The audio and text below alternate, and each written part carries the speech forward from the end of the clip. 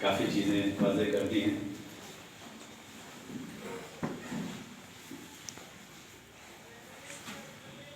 आज की मेरी बातचीत के 3 हिस्से हैं। 3 अलग अलग डिपार्टमेंट में मैं बात करूंगा।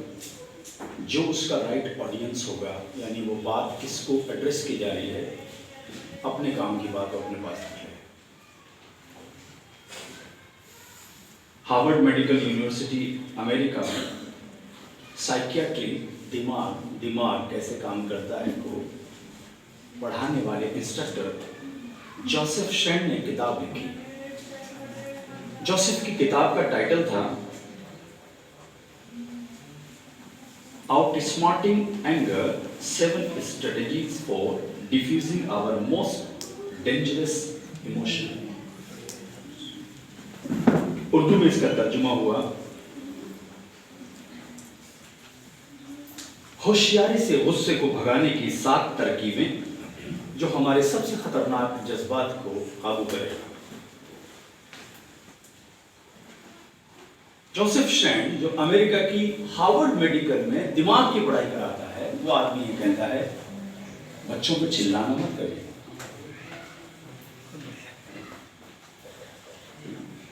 उसने अपनी किताब में जो बात कही, ऐसे कैसे पढ़ के सुना रहा हूं। As soon as you begin to raise your voice, you activate the limbic system, part of your brain that is responsible for fight or flight response।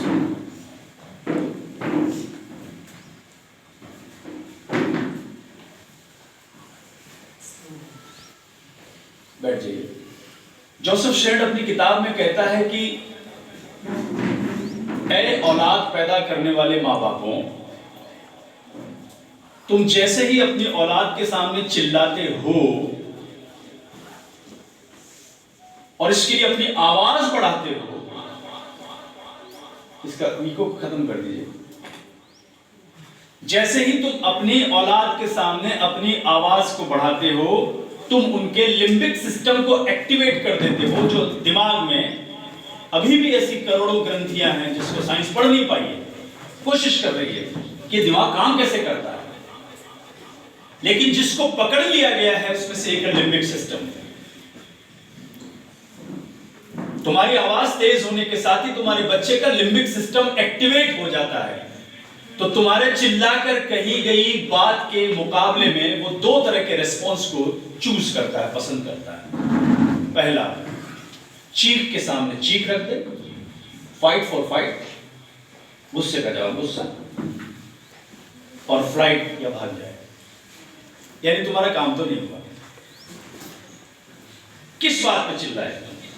Homework कर ले, खाना खा ले, सो जा, नमाज पढ़ ले, कहना मान, चुप रहे, बैठ जा, उठ जा, चला जा, रुक, खड़ा हो।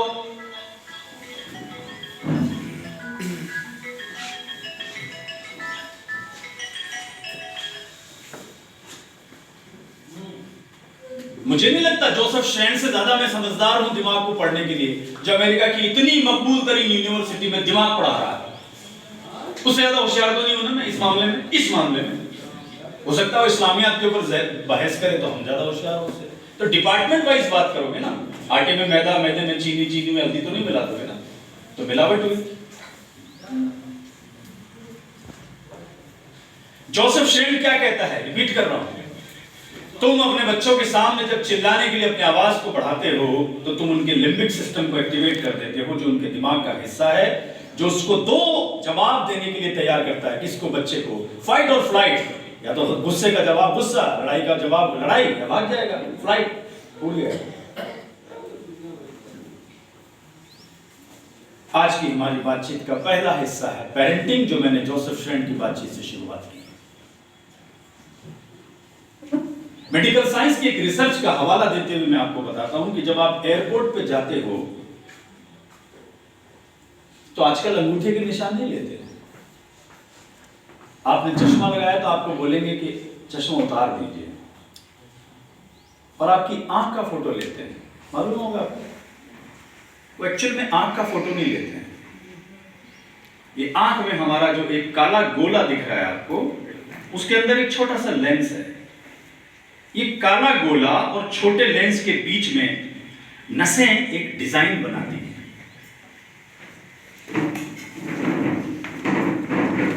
बैठ जाओ भाई, बैठ जाओ। एक आदमी की वजह से सब डिस्टर्ब होते हैं ना, या चले जाओ, दो में से एक काम करो, खटर पटर ना करो। ये काले गोले में और लेंस के बीच में नसें मिलकर एक डिजाइन बनाती है जिसे अंग्रेजी में आइरिस कहते हैं। मेडिकल साइंस ये कहती है कि इस रुए जमीन पर एक इंसान की आंख की डिजाइन दूसरे से नहीं मिलती, ख्वाह वो किसी बाप की औलाद ही क्यों ना हो। तो अगर इस अंदाजे से दुनिया में अगर 9 अरब लोग हैं तो अल्लाह रब्बुल इज्जत ने हर एक आंख की आइरिस की डिजाइन अलग बनाई। पता चला? मैं बाज अपने उलमा से कहता हूं, साइंस इसलिए पढ़ा करो ताकि तुम्हारा ईमान और मजबूत हो जाए। बायोलॉजी पढ़ते जाओ, ईमान मजबूत होता जाएगा। ज्योग्राफी पढ़ी, ईमान मजबूत होता जाएगा। अभी मुफ्ती खालिद साहब से जयपुर में मेरी बातचीत चल रही थी, तो उन्होंने कहा कि सर थोड़ा हमें ये बताइए कि ये जो खला है ये क्या है। मैंने कहा ईमान बहुत मजबूत हो जाएगा मुफ्ती साहब इसके बाद जानने के बाद। तो मैंने उनको बेसिक पहले सोलर सिस्टम बताया, सूरज क्या है, क्या कौन से सैयारे कैसे, कौन से सितारे कैसे चक्कर काटते हैं, दिन और रात का फैसला कैसे होता है, वगैरह वगैरह।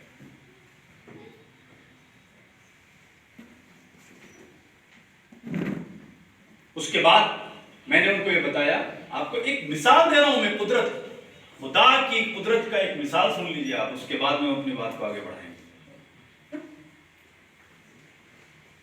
दूरी को नापने में जब साइंस फेल हो जाती है, मीटर लगा के, मीटर से नापता ना, यहां से कानपुर कितना किलोमीटर है।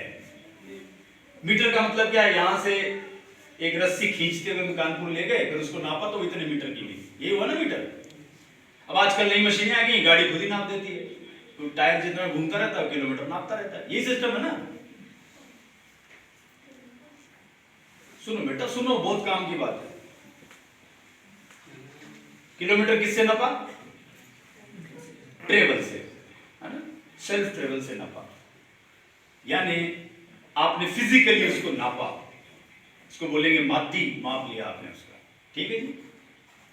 साइंस ये कहती है कि जब दूरी बहुत ज्यादा होती है तो ये सिस्टम नहीं चलेगा भाई, इसमें तो बहुत ज्यादा जीरो लगाने पड़ते हैं, बहुत परेशानी वाली बात है। इसको लाइट से नापो, लाइट से। लाइट से कैसे नापे? कि इधर से एक रोशनी छोड़ी, वो कानपुर कितनी देर में पहुंची, लाइट। अभी यहां पे हमें कहीं से 5 किलोमीटर दूर एक बहुत ऊपर ले जाके, आधा किलोमीटर ऊपर ले जाके कोई बत्ती लगा दे और उसे कहे कि जब मैं ऑन करूं तो तुम उसको देखना, हम टाइम नोट करेंगे, कितनी देर में वो लाइट पहुंच जाएगी आपके पास? आधे सेकंड से भी कम। यही होता है, यही है ना लाइट। भाई लाइट की ट्रेवलिंग तो फास्ट है ना, ये तो मानते हो ना। लाइट से कैसे नपता है वो बता रहा हूं।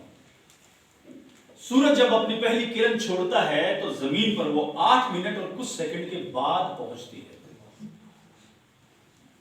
वो लाइट को इतना वक्त लग रहा है। सूरज की किरण जिससे पूरा सोलर सिस्टम नहीं, हुए जमीन पर नहीं, जिस भी सितारे पे अल्लाह ने जहां पर भी जिंदगी रखी है वो सूरज की वजह से।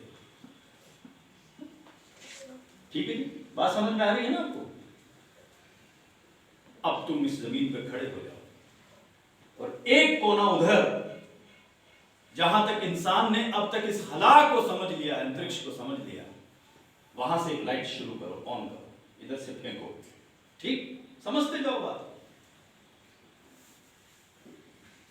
और वो 1000 लाख साल तक चलेगी, उतनी खला को इंसान समझ चुका है। 1000 लाख साल तक, इसको बोलेंगे 1 trillion year, light years. 1000 lakh साल तक कौन चल रहा है? लाइट। वो कहां से चली?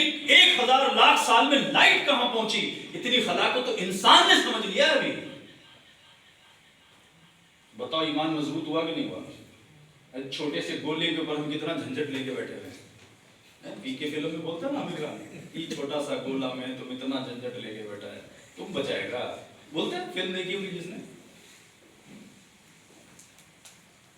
आइरिस, वापस आते हैं उसके ऊपर। एक आंख की निशान दूसरे इंसान की आंख के निशान से नहीं मिलती। अल्लाह अपनी कुदरत से तुम्हें हर बार चौंकाता है। कुरान तुमसे कहता है कि तुम गौर नहीं करते। यही तो है वो गौर। क्या मालूम चला ये कि दुनिया में भेजा गया हर इंसान एक्सक्लूसिव है, एक्स्ट्रा ऑर्डिनरी है, शानदार है। ये पता चला ना?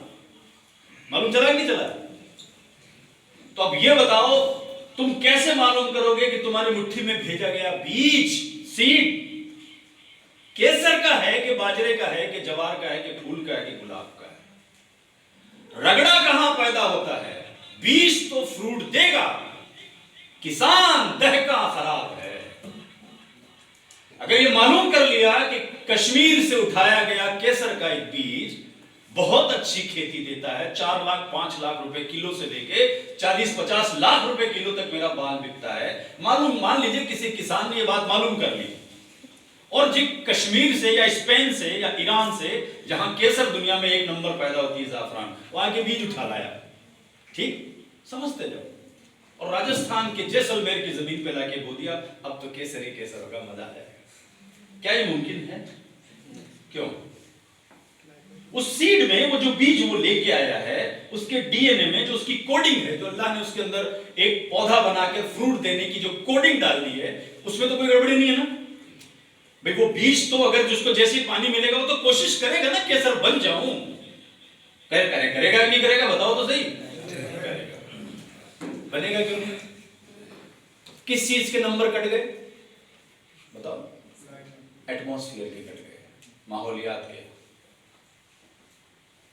पता ये चला कि बीज की कोडिंग की कैपेसिटी थी केसर बन जाए। बीज की कोडिंग की कैपेसिटी थी कि गुलाब खिला दे, बाजरा कर दे, जवार कर दे, तरबूज निकाल दे, पेड़ बन जाए, बरगद हो जाए, पीपल हो जाए। जो उस बीज में अल्लाह ने जो कोडिंग डाली है, कोडिंग होता है उसमें। बॉटनी पढ़ोगे आप तो और आपका ईमान और मजबूत होगा कि बीज को खोल के, उसके 2 फलक को खोल के जब साइंटिस्ट ने पढ़ा तो उसमें कोड होता है, जैसे कंप्यूटर के चिप में होता है। वही तय करेगा कितनी हाइट पे जाएगा, कौन सा फ्रूट देगा, रंग क्या होगा, खुशबू क्या होगा। और फिर किसी को खुदा की कुदरत के ऊपर शक हो, अक्सर जो नास्तिक दोस्त मुझसे बात करते हैं तो मैं उन्हें बताता हूं कि बच्चे के पेट से मां पैदा होती है क्या? बच्चे के पेट से मां पैदा होती है? होती है। अल्लाह तुम्हें हर बार चौंकाएगा अपनी कुदरत से। आम खाया, क्या फेंक दी? गुठली की कैपेसिटी क्या है? क्या कैपेसिटी है गुठली की? दरख्त बना देगी कि नहीं बना देगी? तो मां, बच्चे के पेट से मां पैदा हुई कि नहीं हुई?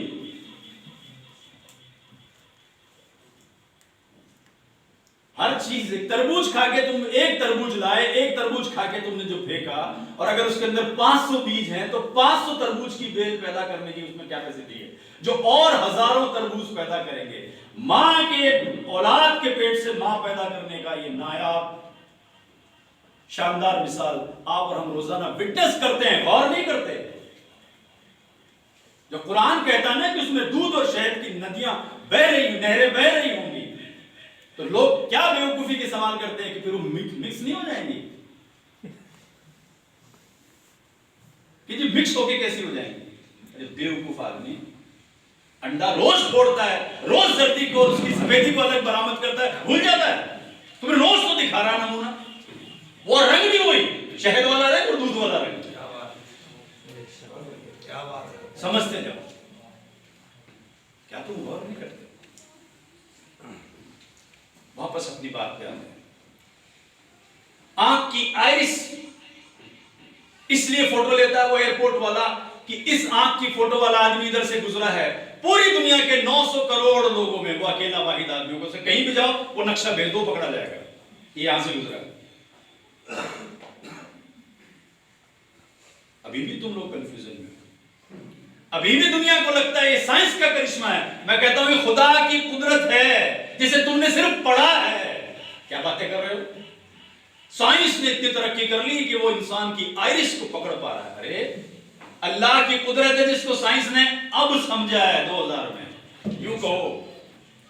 ठीक है, डिजाइनें हजरत ईसा अलैहिस्सलाम से 1-2000 साल पहले नहीं होती थी क्या?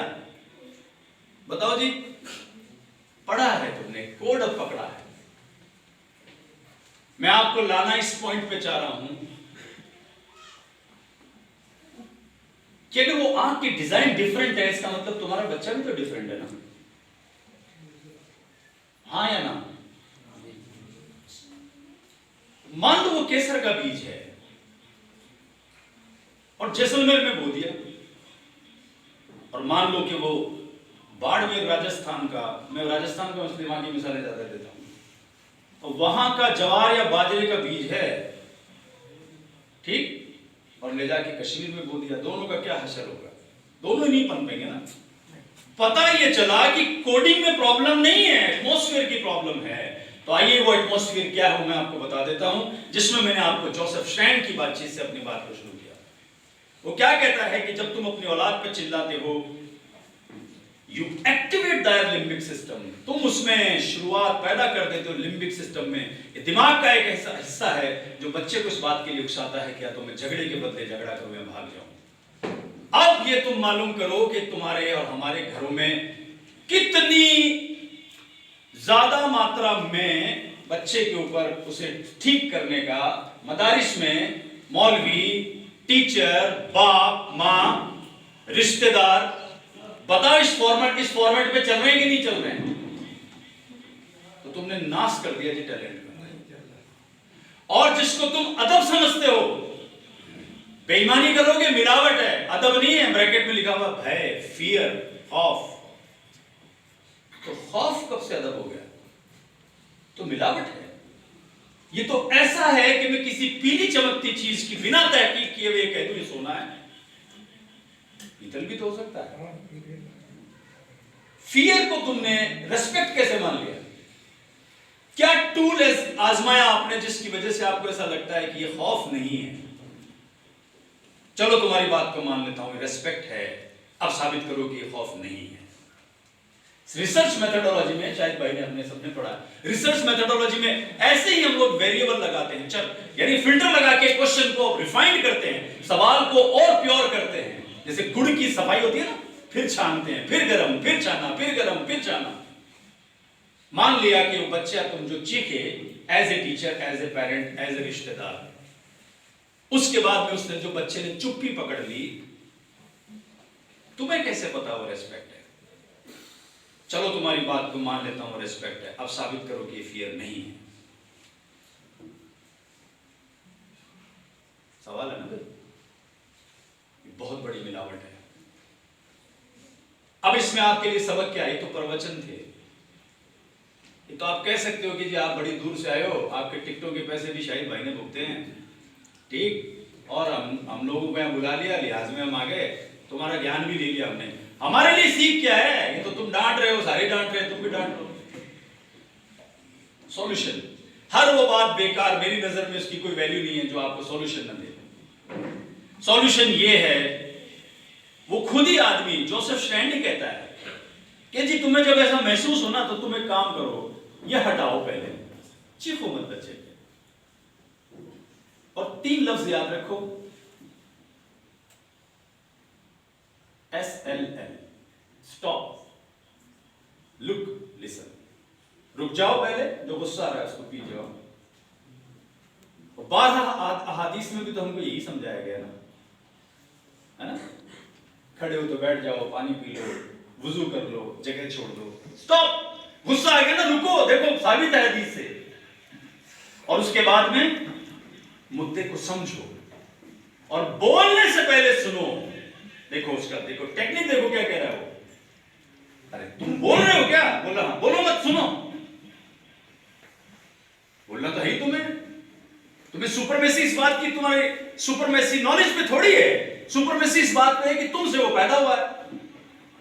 कि आज मेरे बच्चे दोनों साइंस पढ़ रहे हैं, मैंने तो नहीं पढ़ी, तब साइंस के मामले में तो सुपरमेसी का तो खेल खत्म हो चुका ना। फिजिक्स तो ज्यादा ही जानता होगा मेरा बच्चा मुझसे। अब जो रिलेशन रह गया वो तो रेस्पेक्ट का है, और रेस्पेक्ट का किस बात का? वो मेरी गोद में डाल दिया बच्चा, बस। नॉलेज पे, फिजिक्स पे बात होगी मेरी बच्चे से, मेरी तो कोई गुंजाइश है मैं जीत जाऊंगा उससे? सुपरमेसी का खेल कहां है यहाँ पे? बड़े होने का, अजीम होने का खेल कहां बचा? तो गेम चेंज हो चुका। वो तो बच्चा पलट के कह देगा 2 दूनी 4 होते हैं सर, 2 दूनी 3 क्यों लिख रहे हो अब्बू? आप अब्बू क्यों लिख रहे हो? सब में इज्जत है। Still you are factually wrong. तर्क से अभी भी तुम गलत हो, क्योंकि तुम्हें गणित नहीं आती।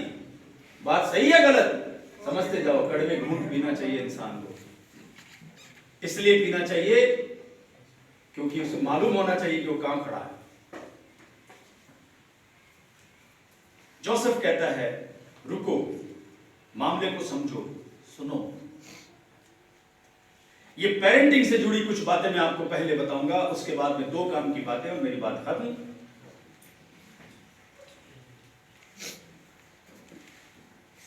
हम अपने घरों का जायजा लें। पेरेंटिंग में पहले इसलिए बताऊंगा क्योंकि तुम किसान हो, तुम फूल से नहीं कह सकते तुम क्यों नहीं खिले। ये क्या बात हुई? बीज लाके बो दिया, पानी दे रहा हूं, रोज तेरे आगे पीछे घूम रहा हूं, नफले नमाजें पढ़ रहा हूं, दुआएं मांग रहा हूं, या अल्लाह ये फूल खिला। अरे तो केसर नहीं खिलेगा क्या? बेवकूफी की बातें कर रहे हो।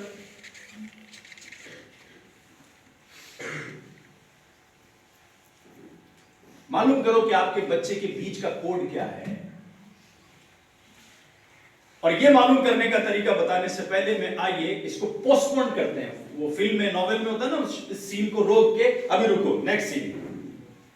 अर्तगल सीरियल देखा होगा, उसमें ना 4-4 साथी एक साथ चल रहे हैं। इसको रोको, अगला सीन समझ, इससे रोक, अगला समझ। अब पहले में फिर आ जाती है कहानी। अब फंसा रहता आदमी, फंसे हुए रहो, रुको।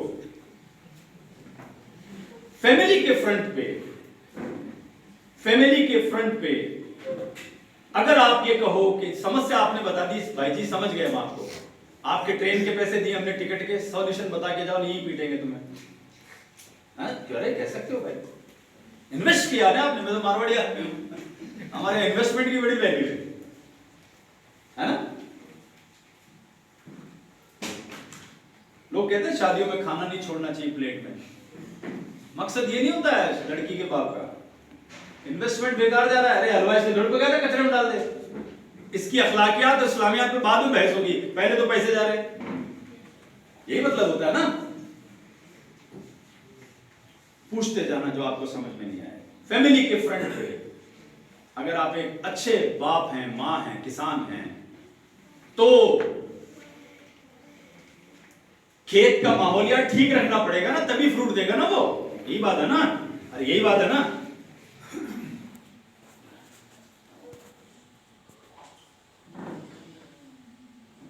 सबसे पहले ये तय करें, दुनिया में इस बात की सबसे ज्यादा वैल्यू है कि क्या नहीं करना चाहिए, इस बात की कम वैल्यू है कि क्या करना चाहिए। बहुत गहरी बात बोल के जा रहा हूं, फलसफी बात है ये। इस्लाम में हम पर कितनी चीजें फर्ज हैं, कितने रुकन जो हम पे फर्ज है, जिसकी वजह से मुसलमान कहलाते हो। कितनी है जी? 5 फर्ज कौन से हैं बताओ?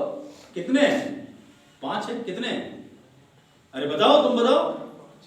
मोहम्मद जुबैर बोलो कितने, बोलो तुम बताओ कितने फर्ज है मुसलमान में, कितनी चीजें फर्ज है? अरे कितनी है, कोई नहीं जानता क्या? 5 है ना। 5 में पहला क्या है? अरे क्या आज पूरा सॉफ्टवेयर ही मेरा डिलीट मार दोगे क्या? पहला फर्ज क्या है? कलमा तौहीद। कलमा तौहीद का मतलब होता है यह, इस बात को कबूल करना कि अल्लाह एक है, मोहम्मद सल्लल्लाहु अलैहि वसल्लम आपके रसूल है, यही है ना। और कोई माबूद नहीं सिवाय अल्लाह के। इस्लाम की जो बुनियाद है वहां से उठा के मैं अभी आपको बच्चे को पालना बता दूंगा कैसे। इस्लाम की बुनियाद के कितने उसूल हैं, कितने फर्ज हैं? पहला क्या है? कलमा तौहीद। कलमा तौहीद का पहला अक्षर क्या है? ला इलाहा इल्लल्लाह मुहम्मद रसूलुल्लाह सल्लल्लाहु अलैहि वसल्लम। इस्लाम अपने 5 बेसिक फर्ज में से पहली ड्यूटी में तुमसे जो लफ्ज बुलवा रहा है उसका मतलब होता है नो, नहीं। क्या बुलवा रहा है? पहला अक्षर क्या है? क्या है? नहीं। पहले तुम रिजेक्ट करो सबको। नहीं नहीं नहीं नहीं, नो नो ना, नहीं, नो, कोई नहीं, सिवाय अल्लाह के माबूद, ये ना पहले तुमसे रिजेक्ट करवा रहा है। काटो पहले सारे कागज, फाड़ो, जलाओ इसको, चलो साफ करो, ये कचरा पहले साफ करो। नो ला, पता ये चला कि इस्लाम की इस बुनियाद से हमको ये पता चला कि नो की वैल्यू ज्यादा है यस से। यस से हमेशा नो की वैल्यू ज्यादा रहेगी। यही दुनिया के फलसफा है। जो लोग जेलों में चले जाते हैं मुजरिम बनकर, वो सही वक्त पर किसी एक दोस्त को नो नहीं कह पाए थे, उसका बदला ये तो जेल जा। किसी ने यही तो कहा था कि यार मुझसे कत्ल हो गया, लाश उठानी है। अरे वहां नो कहना था, चक्कर में आ गए, लिहाज में आ गए, नहीं आना था। एक लड़की की पूरी जिंदगी नो पे टिकी रहती है, यस पे नहीं। अगर वो अपनी इज्जत का जायजा लेगी कि उसे पूरी जिंदगी हमारे जैसे कॉम्प्लेक्स सोसाइटी में कैसे गुजारनी है, तो एक लड़की की पूरी इज्जत नो पे टिकी हुई है, यस पे नहीं। यस तो वो निकाह वाले दिन कहती, बाकी क्या उससे पहले उस पे डोरे नहीं डाले जाते? तो कौन चीज है जो उसको बचा के चलती है? नो बचा के चलता है, यस नहीं। तो पता ये चला कि जिंदगी में किस चीज की वैल्यू है? नो। किसकी वैल्यू नहीं है? यस। यस की वैल्यू कम है नो के मुकाबले। तो पहले नो की वैल्यू को समझो, नहीं को समझो, नहीं को कबूल करना जानो। क्या मालूम चला? ये मैं तुम्हें यहां लाना चाह रहा हूं कि बच्चे पालने में और इस्लाम ने जो तुम्हें बेसिक उसूल सिखाए हैं, उसमें जो तुम पे पहला फर्ज है, उसका जो पहला लफ्ज है, उसकी वैल्यू क्या है? ला, नो। नो से क्या सीखा? हमें अपने बच्चों के सामने कौन सी बातें नहीं करनी, करनी तो सारी सिखा रहे हैं। तो चचा की, फुप्पी की, खाला की, रिश्तेदारों की, किसका किसके साथ चक्कर है, कौन ने किसकी जमीन दबा ली, कौन जेल चला गया, कौन फरार है, किसने किसके पैसे खा लिए, ये बातें बच्चों के सामने आपको नहीं करनी है। करोगे तो जरूर नहीं मानोगे, मालूम है मुझे, वो डीएनए में आ चुका है बिगाड़। इतना तो कर सकते हो, इतना तो वेट कर सकते हो कि मोहम्मद जुबैर को बाहर भेज दो, बच्चे को जो 10वीं क्लास में पढ़ रहा है। इसे, इसका जहन अपनी बहन के लिए क्यों खराब कर रहे हो? वो तो फुप्पी समझ के उसे इज्जत दे ही रहा है बेचारा, तो बच्चा है वो। तुम्हारा रड़क है अपनी बहन से, तुम्हारा झंझट है अपने भाई से, रिश्तेदारों से। बच्चे का जहन क्यों खराब करना? तुम्हारे वैल्यू सिस्टम से तुम्हारी बहन का मामला फंसा ना, तुम्हारे वैल्यू सिस्टम में नहीं आ रहा है। हम तो बहन को देते हैं, हर जगह बुलाते हैं, ये करते हैं, दूल्हा भाई जीजा जी याद नहीं करते, हमें वहां नहीं पूछा था, हैं वो शादी के अंदर हमें छोड़ दिया, बारात में लेकर कार्ड नहीं दिया। स्टॉप इट यार, प्लीज इसको रोक दो। और मैं जानता हूं हमारे जहनों से डिलीट नहीं होगा, क्योंकि शैतान खून में साथ मिलकर दौड़ता है। इतना तो कर सकते हो ना, मिनिमम कॉमन, पॉलिटिकल साइंस में एक शब्द चलता है कॉमन मिनिमम प्रोग्राम, वो मुआहदे जिसमें कम से कम में हम मिलके चल पाए। तो औलाद के साथ ये तो कर सकते हो ना कि बीवी के साथ बैठकर या भाइयों के साथ की जाने वाली गीबतों के वक्त अपनी औलाद को दूर कर दो। तो औलाद को सामने क्या बात नहीं करनी, इसकी वैल्यू ज्यादा है बजाय इसके कि क्या करनी है। और ये मैंने आपको अभी इस्लाम के उसूलों की रोशनी में समझाया। नो की वैल्यू ज्यादा, यस की नहीं।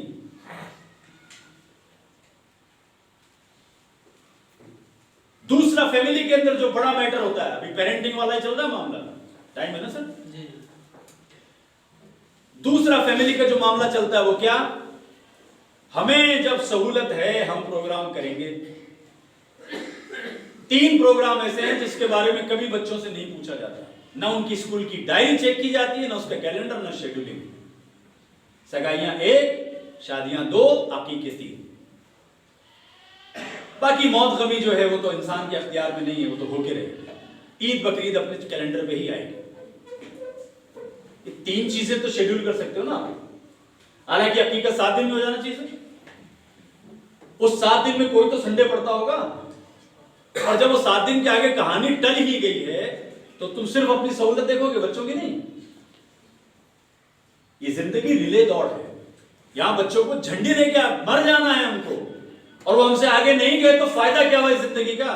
वही मोहल्ला, वही इकोनॉमी, वही इल्म, वही बुराइयां, वही गिबत, वही परेशानी अगर हमारी औलाद के भी नसीब में है, तो मैं ये मानता हूं कि हमने एक गोले में गोल गोल चक्कर काटा है। हम काश सीधी रेखा पे दौड़े होते। यही मतलब है ना। इसमें सबक क्या है आपके लिए? इसमें यह कि अपने प्रोग्राम तय करने से पहले अपने बच्चे के स्कूल का कैलेंडर मालूम करोगे। तुम्हारा प्रोग्राम बच्चे के हिसाब से होगा। बच्चे के टीचर को जाके मत कहो इसे 10 दिन की छुट्टी दे दो, इसकी पुप्पी की शादी है। अभी दिसंबर में आएंगी 10 दिन की छुट्टियां। मेरी बिरादरी में जिससे मैं आता हूं वहां सारी शादियां जून जुलाई में होती हैं।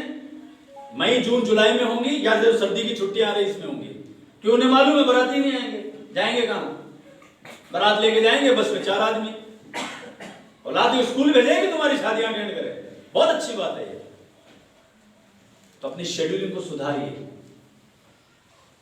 जब हकीकत 7 दिन के बाद छूट ही गया है तो फिर बच्चे के स्कूल के कैलेंडर के हिसाब से कर लो। अपनी सुविधा देखेंगे। अभी पैसे आए हुए हैं, अभी वो सऊदी अरब से वो भला चच्चा का लड़का आया हुआ है, अभी जो है वो खालू जी भी फिर बीमार है, अभी तंदुरुस्ती ठीक है उनकी, अभी कर लें। उससे कोई नहीं पूछ रहा है जो 12th क्लास का एग्जाम देने के लिए जा रहा है। और शर्म की बात तो तब है जब बच्चे के सालाना एग्जाम सेमेस्टर पेपर चल रहे होते हैं और हम प्रोग्राम कर रहे होते हैं। क्या बदतमीजी है यार, ये क्लासिक बदतमीजी है ये। छोड़ दो यूनिवर्सिटी के बच्चों को, वो हो सकता है मैनेज कर लें। सबसे ज्यादा इंपॉर्टेंट क्या है वो अभी पॉइंट आने वाला आपके सामने, तो आपको मेरी ये बात समझ में आ जाएगी। और क्या है? हमारा सोशलाइजेशन, मोहल्ले की बैठ के उनमें की जाने वाली बातें, गिबतें, मोहल्ले की पंचायतियां, इसमें कहीं पर भी हम अपने अंदर ये फिल्टर नहीं लगाते कि इससे बच्चे को मिलेगा क्या। ह्यूमन रिसोर्सेज में एक चीज पढ़ाई जाती है, हैंड ओवर टेक ओवर। किसी का